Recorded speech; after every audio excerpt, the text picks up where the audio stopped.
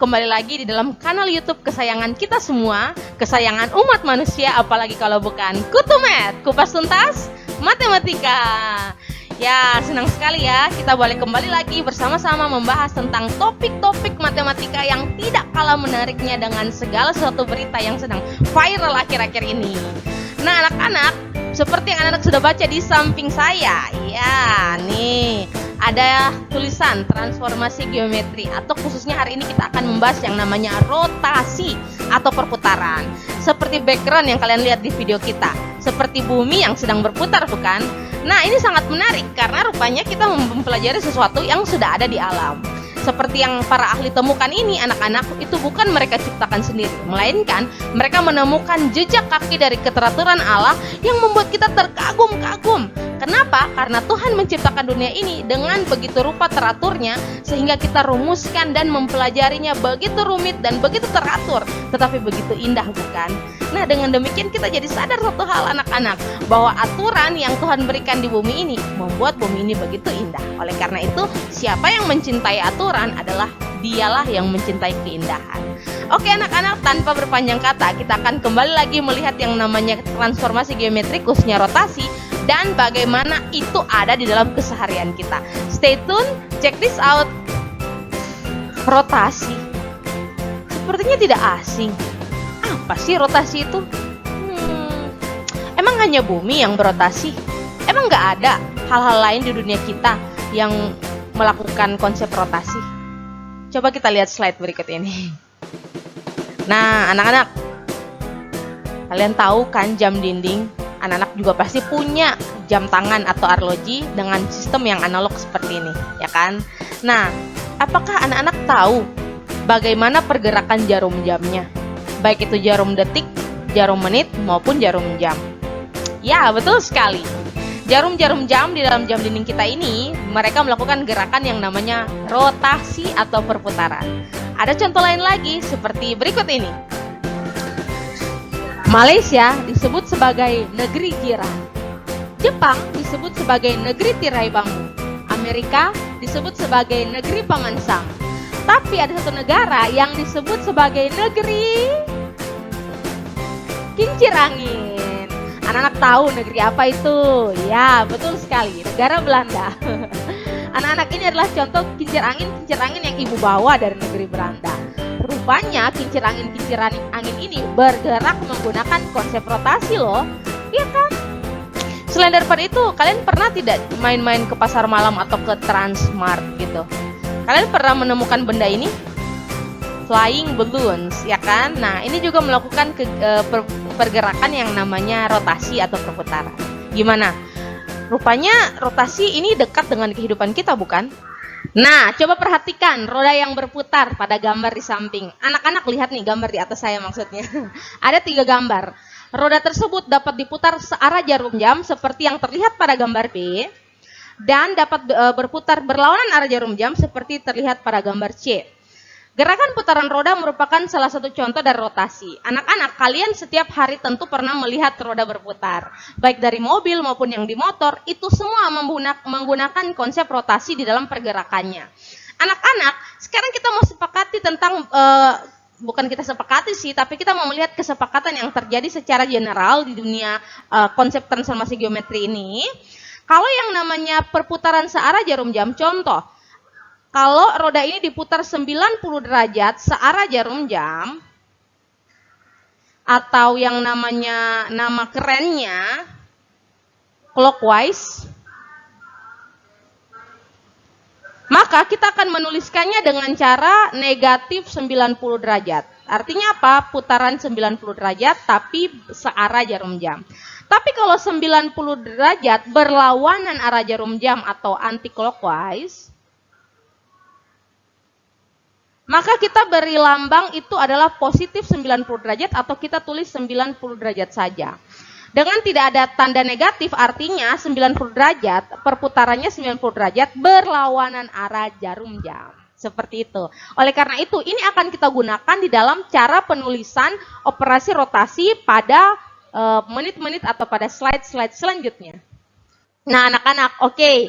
Rotasi ini merupakan salah satu bentuk transformasi yang memutar setiap titik pada gambar sampai sudut dan arah tertentu terhadap titik yang tetap.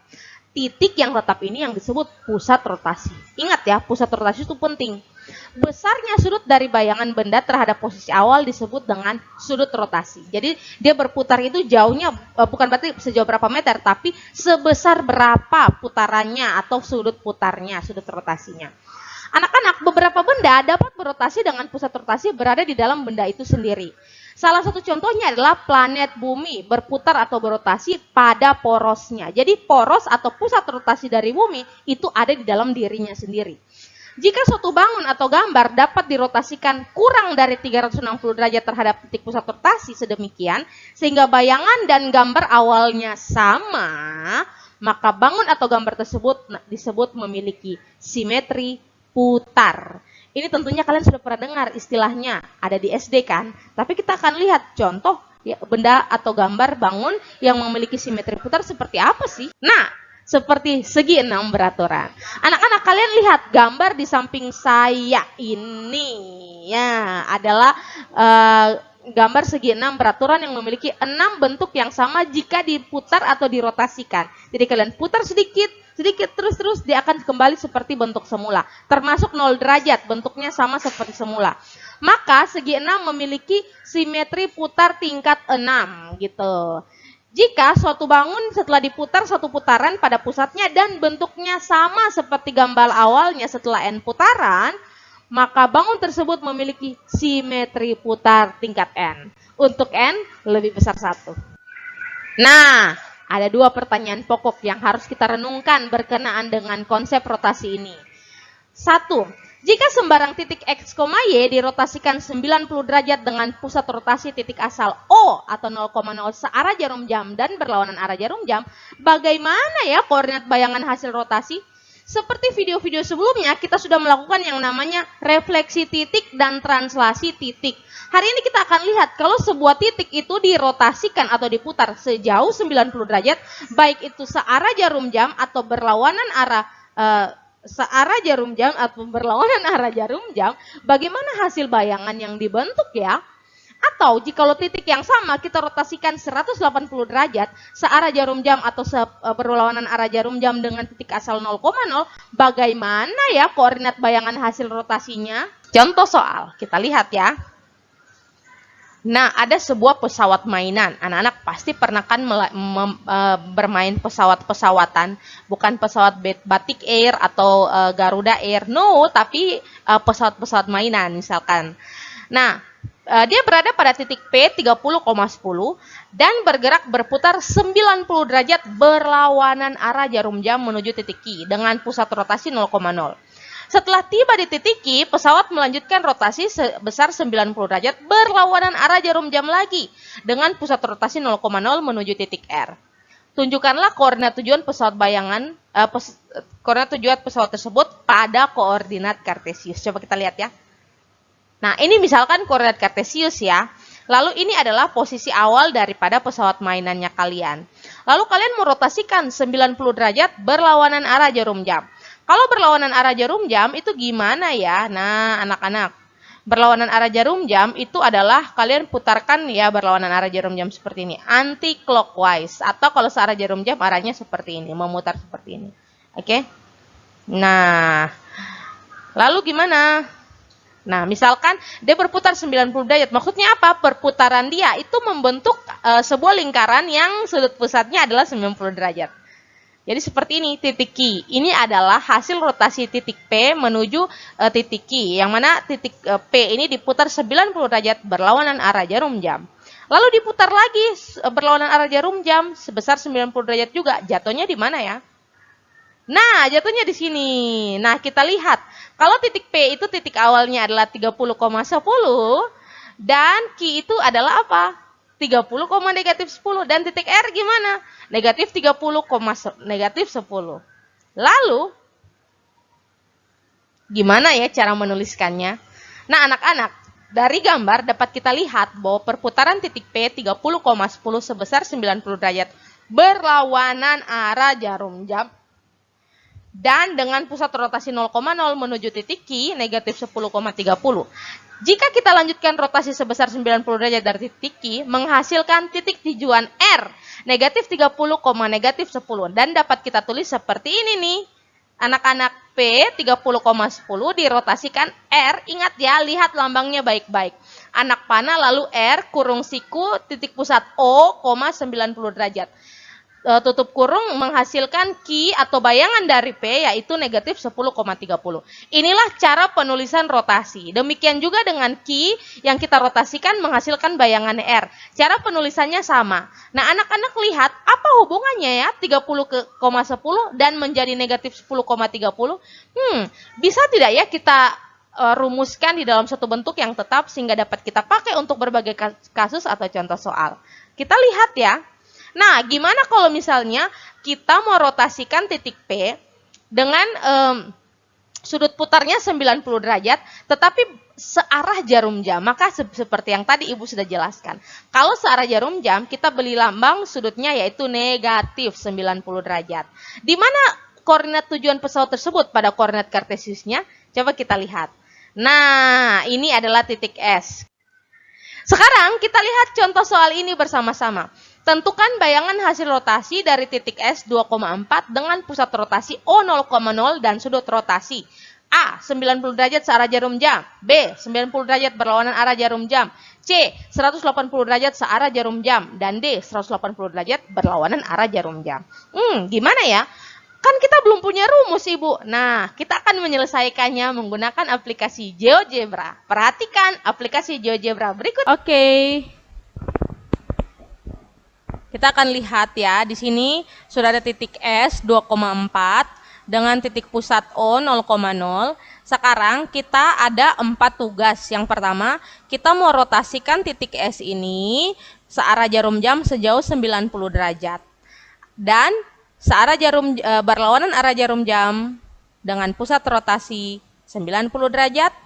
Searah jarum jam pusat rotasi 180 derajat dan berlawanan arah jarum jam dengan pusat rotasi 180 derajat. Kita akan lihat ya. Sekarang kita klik yang ini, kemudian kita pilih rotasi objek mengitari titik dengan sudut. Kemudian kita klik titik S ini, kemudian titik pusatnya, titik sudutnya, lalu kita masukkan 90 derajat yang searah jarum jam dulu. Oke, ya di sini titiknya. Rupanya kalau titik S 2,4 dirotasikan sejauh 90 derajat dan searah jarum jam menghasilkan S aksen yaitu 4, negatif 2. Ya, seperti itu. Nah, bagaimana jika titik yang sama kita rotasikan dengan 90 derajat tapi dia berlawanan arah jarum jam? Nah, disinilah titik S aksen 1 atau hasil daripada rotasi titik S 90 derajat berlawanan arah jarum jam. Gimana kalau titik S ini kita rotasikan dengan titik pusat 0,0 tapi sejauh 180 derajat? Nah, hasilnya di sini juga yaitu negatif 2, negatif 4. Kalau titik S 180 derajat searah jarum jam gimana ya? Apakah sama titiknya? Ya, sama saja ternyata S2 dan S3 di titik yang sama yaitu negatif 2 dan negatif 4. Dengan demikian kita dapat menyimpulkan bahwa apa anak-anak? Bahwa rotasi 180 derajat dengan arah searah jarum jam atau berlawanan arah jarum jam akan berhenti atau menghasilkan bayangan yang sama yaitu apa? Negatif X, negatif Y. Seperti itu. Gampang kan? Gimana? Ketika kalian sudah mengerjakan atau kita sudah merotasikan titik 2,4 sejauh 90 derajat searah jarum jam atau berlawanan arah jarum jam dan 180 derajat searah atau berlawanan arah jarum jam dengan aplikasi GeoGebra, kalian sudah semakin paham belum? Nah, kita tuliskan kembali ya hasil yang tadi kita sudah dapatkan. Yang pertama, kalau titik koordinat 2,4 dengan pusat rotasi 0,0 dirotasikan sejauh 90 derajat searah jarum jam menghasilkan bayangan yaitu apa? 4, negatif 2. Ya kan, dari 2,4 menjadi 4, negatif 2. Angkanya tidak berubah seputar 2 dan 4, tapi tandanya berubah. Gimana ya nanti kita rumuskan? Apakah bisa dirumuskan? Nah, kalau titik koordinat yang sama 2,4 dengan pusat rotasi 0,0, 90 derajat berlawanan arah jarum jam akan menghasilkan bayangan yaitu apa tadi? Negatif 4,2. Kalau titik yang sama dengan pusat rotasi yang sama tapi sudut rotasinya 180 derajat searah jarum jam menghasilkan bayangan yaitu apa? Negatif 2, negatif 4. Demikian juga yang berlawanan arah jarum jam menghasilkan titik yang sama. Kalian sudah tahu kan alasannya apa? Negatif 2, negatif 4. Nah anak-anak kita lihat ya titik koordinat 2,4. Kalau titik koordinatnya X, Y, lalu saya ganti warna dulu ya. Kalau titik koordinatnya X, Y, kemudian kita rotasikan 90 derajat searah jarum jam dengan sudut rotasi yang sama 0,0 atau kita kasih lambang O atau 0,0, maka bayangan hasil rotasinya yaitu apa ini? Y, negatif X. Kalau ini negatif Y, X saja. Kalau ini betul sekali negatif X, negatif Y. Ini juga sama negatif X, negatif Y. Atau dapat kita buat di dalam tabel kesimpulan berikut. Ya, anak-anak, lihat ini. Kalau ada titik koordinat X, Y dengan pusat rotasi 0,0, sudut rotasi 90 derajat searah jarum jam, menghasilkan bayangan yaitu Y, negatif X. Ya, kalau 90 derajat berlawanan arah jarum jam, negatif Y, X, 180 derajat searah atau berlawanan dengan jarum jam, maka menghasilkan bayangan yaitu negatif X, negatif Y. Nah, anak-anak yang kita pelajari di kelas 9 transformasi geometrikusnya rotasi, itu hanya untuk pusat rotasi 0,0 dengan sudut rotasi dua jenis saja, yaitu 180 derajat dan juga 90 derajat. Kalau kalian ingin tahu sudut rotasi yang lain, misalnya 45 derajat, 135 derajat, dan lain-lain, itu akan kita pelajari di ketika waktu kalian SMA nanti. Ya, tepatnya di kelas 11 ya. Kalau kurikulum kita belum berubah, kalian akan mempelajari kembali transformasi geometri ini di kelas 11 dengan pendalaman yang lebih oke punya. Oleh karena itu, kelas 9 ini yang kalian pelajari di materi kelas 9 ini adalah dasar fondasi yang sangat penting banget untuk kalian bisa melangkah ke dalam jenjang pendidikan yang selanjutnya. Iya kan? Dicatat ya kesimpulan-kesimpulan ini akan kita pakai, akan kita gunakan untuk mengerjakan soal-soal latihan, yaitu formatif 3. Nah, anak-anak, ini adalah soal formatif 3. Ibu sudah upload di Google Classroom, saya sudah tampilkan di sana. Kalian boleh kerja dengan cara yang sama seperti yang kita sudah lakukan. Yaitu apa? Silakan kalian kerjakan pada selembar kertas atau buku tulismu, dengan penulisan yang sama, boleh berupa tabel, boleh dengan cara tulis seperti ini, misalnya titik S, X, Y, ya kan? Kalian rotasikan R, kemudian dengan titik pusat O 0,0 sejauh 90 derajat. Kalau tidak ada tanda negatif, artinya dia berlawanan arah jarum jam. Menghasilkan S aksen yaitu titik-titik, titik-titik. Silakan kalian isi sendiri. Kalau S itu min 5,1 atau negatif, atau Ibu Ria tulis secara umum saja X, Y. Lalu dirotasikan dengan titik pusat O sejauh 90 derajat, tapi searah jarum jam. Ya, maka menghasilkan X aksen yaitu apa? Silakan kalian isi sendiri dan seterusnya sampai rotasi O 180 derajat, searah jarum jam dan berlawanan arah jarum jam. Kalian boleh tulis dengan format seperti ini. Ini adalah cara penulisan yang baik, menggunakan simbol matematika yang baik. Atau kalian mau tulis dengan menggunakan tabel seperti pada menit-menit sebelumnya di video ini. Terserah dari kalian. Ibu tunggu ya hasil kerja kalian di Google Classroom. Itu akan kita nilai bersama-sama. Nah, anak-anak, setelah itu apa yang kita lakukan? Setelah ini, kalian akan bergabung di dalam Zoom meeting, di dalam meeting ID dan password yang sudah saya bagikan kepada kalian. Kita akan membahas kembali hal-hal yang mungkin belum kalian pahami seputar transformasi geometri khususnya rotasi. Dan kita akan mengerjakan bersama-sama formatif 3 ketika Zoom sedang berlangsung. Oleh karena itu, setelah kita menyelesaikan pembelajaran kali ini, kalian tinggal submit di Google Classroom. Seru bukan? Selamat belajar, sampai jumpa. Tuhan Yesus memberkati. Bye-bye. Hai guys,